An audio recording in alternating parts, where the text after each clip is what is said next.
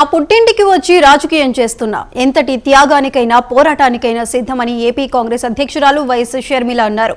తిరుపతి జిల్లా పర్యటనలో భాగంగా కాంగ్రెస్ నాయకులు కార్యకర్తలు ఏర్పాటు చేసిన సమావేశానికి ఆమె ముఖ్య అతిథిగా హాజరయ్యారు.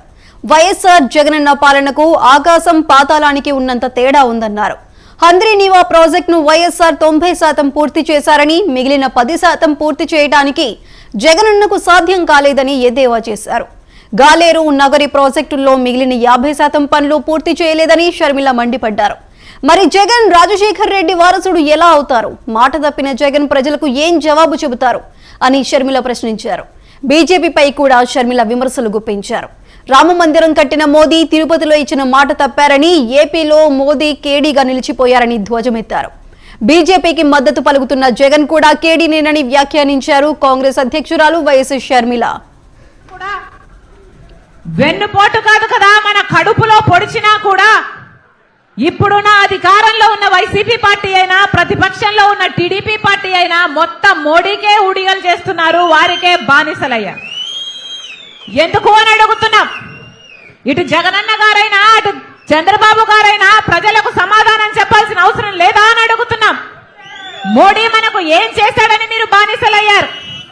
మోడీ మనకు ప్రత్యేక హోదా ఇస్తే బీజేపీ పార్టీతో మీరు దోస్తీ చేయండి, ప్రజలు కూడా హర్షిస్తారు. మనకు పోలవరం ప్రాజెక్టు బీజేపీ పార్టీ ఇచ్చుంటే మీరు అదే బీజేపీ పార్టీకి బానిసలు కాండి, మాకు అభ్యంతరం లేదు. మనకు ఒక రాజధాని ఇచ్చున్నా, మనకు రైల్వే జోన్లు వచ్చున్నా, ఉత్తరాంధ్రకి రాయలసీమకు స్పెషల్ జోన్లుగా స్పెషల్ ప్యాకేజీలు మీరు ప్రకటించున్నా, మీరు ఏ ఒక్క మేలు చేసినా మోడీ గారికి మీరు భజన చేయండి, మీరు బానిసలు కాండి, ఆంధ్ర రాష్ట్ర ప్రజలు కూడా ఏమి అని. ఒక్కటంటే ఒక్క మేలు చేసిందా బీజేపీ పార్టీ? ఒక్క రకంగా కూడా బీజేపీ పార్టీ మేలు చేయకపోతే మరి ఇటు జగనన్న గారైనా అటు చంద్రబాబు గారైనా ఎందుకు బీజేపీకి బానిసలుగా మారారో ఆంధ్ర రాష్ట్ర ప్రజలకు సమాధానం చెప్పాలి.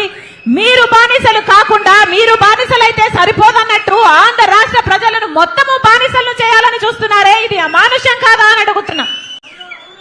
ఇది దేశంలో ఎక్కడా జరగలేదు. బీజేపీ పార్టీ ఒక్క ఎమ్మెల్యేని గెలుచుకోకుండా, ఒక ఎంపీని గెలుచుకోకుండా ఆంధ్ర రాష్ట్ర ప్రజలు రాజ్యం ఏలుతున్నది ఎవరు? BJP party. ఈ బీజేపీ పార్టీకి ఈ రెండు పార్టీలు బానిసలయ్యాయి కాబట్టే ఈరోజు ఆంధ్ర రాష్ట్రం బీజేపీ వశమైపోయింది, బీజేపీ కైవశమైపోయింది. వీళ్లకు ఏమీ చెయ్యకపోయినా సచ్చినట్టు మాకే ఊడిగలు చేస్తారు అని బీజేపీ పార్టీ అనుకుంటుంది కాబట్టే ఈ రోజు మనకు ఒక్కటంటే ఒక్క మేలు కూడా చేయలేదు బీజేపీ పార్టీ. మరి